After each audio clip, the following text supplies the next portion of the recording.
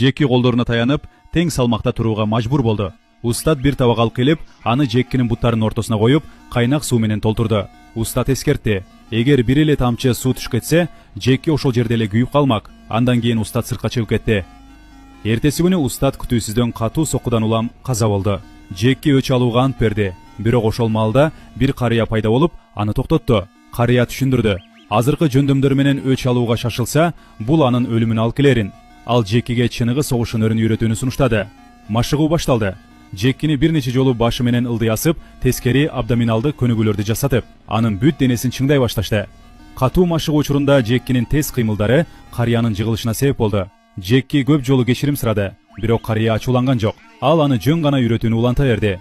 Андан соң карыя оор кум каптарды арканга асып даярдады. Ал Джеккиге аларды колу менен тартып чыгаруусун суранды. Джекки демин теңдеп, баардык күчүн топтоп, кол булчуңдары акыркы чекке чейин чыңалды. Бирок күтүлбөгөндөй карыя ошол кум каптардын үстүнө секирип, Джеккиден аны да кошо тартуусун талап кылды. Джекки чыдай албай катуу жыгылды. Карыя бөлмөнү чоң кумуралар менен толтурду. Джекки мындай машыгуу кооп экенин айтты. Бирок карыя ага буттарын жерге тийгизбөөнү буйруду. Карыя чабуулга өтүп, Джеккини сокулардан качып жүрүп, машыгууга мажбурлады.